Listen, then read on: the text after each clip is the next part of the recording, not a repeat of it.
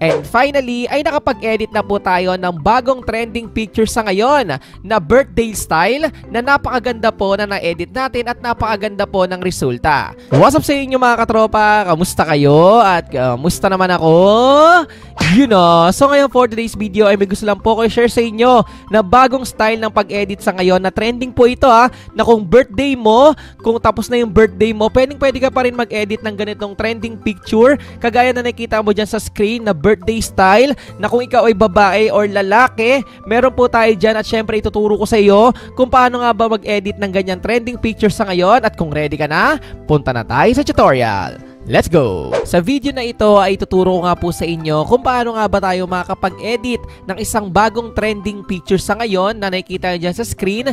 For example is birthday po ninyo. Kahit tapos na yung birthday ninyo, actually pwede pa rin kayo gumawa ng ganitong picture. So meron tayong panglalaki na birthday boy and also meron rin tayong pwedeng i-edit na pambabae kung makikita nyo dyan. At syempre nakadepende na sa inyo kung ilang taon po kayo. Syempre ayan po yung lalabas dito, pati na rin po yung mismong face o yung muka ng birthday girl or yung mismong birthday boy. At ngayon, umpisahan na po natin yan. Ang unang step na gagawin po natin ay pumunta tayo dito at syempre gagamit tayo ng Google Chrome and after po nyan ay i-type lang po natin dito yung Gemini AI.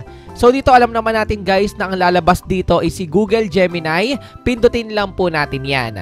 Kapag nandito na po tayo kay Google Gemini ay dalawa lang po yung ilalagay natin dito. Number 1 na ilalagay natin dito, syempre yung una-una yung script o yung prompt na kailangan syempre ibibigay ko po yan sa inyo at syempre yung picture na i-upload po natin dito. So dito para hindi na kayo mahirapan, for example ay sinend ko muna at syempre yung ginawa natin dito na script o yung prompt, nasa messenger ko po yan. So meron tayong dalawa. Meron tayong pambabae which is a birthday girl for example, then birthday boy kung kayo po ay lalaki. At syempre dito ay pwede na po nating i-copy yan at ayun po yung ilalagay natin kay Google Gemini. At syempre sabi ko nga sa inyo para hindi na kayo mahirapan ay i-follow at i-message nyo lang ako sa aking Facebook account. Meron tayo sa ngayon as of now is 97,000 followers. Baka naman pwede nyo kong i-follow dito and pwede nyo rin akong i-message, okay?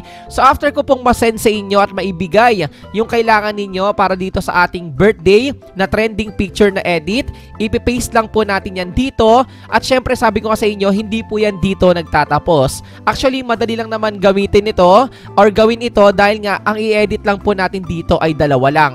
So dito tingnan nyo yung text, may nakalagay po dyan na yung number of cake which is yung candle is babaguhin nyo depende kung ilang taon na po kayo. So dito for example, candle 26. So dito binago ko po yan and also yung katabi niyan na kung ilang taon na po kayo, binago ko rin yan. So ako po ay 26 years old. So inedit ko rin po yan. So dalawa lang naman and after po nyan ay syempre pwede na tayong maglagay ng mismong picture na i-edit po natin. So click lang po natin yung plus sign. May nakalagay po dyan na upload files then photos and videos. So dito guys napakadali lang naman dahil nga pwede na tayong mag-select dito diretso po sa ating gallery na ayun na po yung magiging reference or pagbabasihan ng muka. So dito after nating makapili, click lang po natin yung select na nasa taas, okay?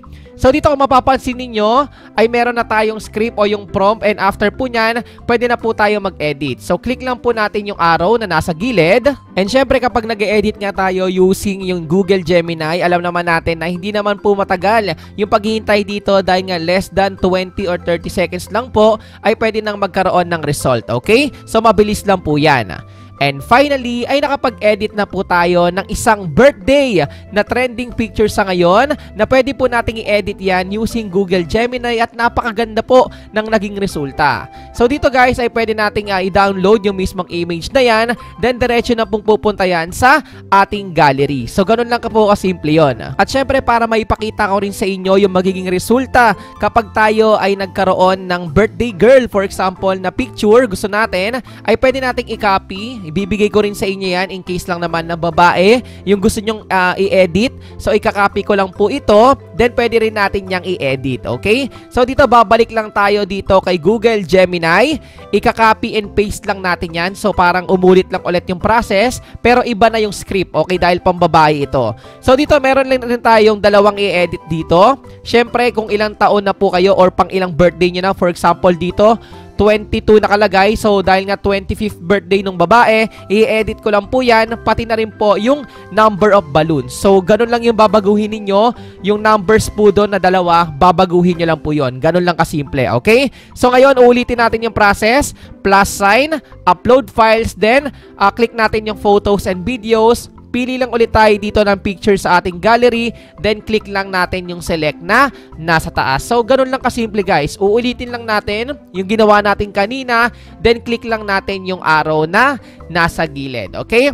So, kanina kasi pinakita ko sa inyo is yung panlalaki, yung mismong inedit natin. Pero don't worry, dahil meron rin po tayong pang birthday girl or pang babae na pwede po natin gamitin para makapag-edit rin po tayo. So, dito hintayin lang po natin saglit. And finally, ay nakapag-edit na po tayo ng bagong trending picture sa ngayon na birthday style na napakaganda po na na-edit natin at napakaganda po ng resulta. So dito kung makikita nyo guys ay halos kamukhang-kamukha talaga nung babae at lalaki na inedit po natin. At syempre pwede rin po nating i-download yan na diretso na po yung papasok sa gallery po natin. At syempre para magkaroon tayo ng mismong proof na tumasok siya sa ating gallery, so makikita natin dito yung dalawang picture na inedit po natin ngayon mismo. Okay? So, ganun lang kasimple guys. And again, and again, and again. Kung hindi kayo marunong mag-copy-paste dyan sa may pin comment section sa baba, pwede nyo akong i-follow at i-message sa aking Facebook page or sa mismong aking Facebook account. As of now is meron tayong 97,000 followers.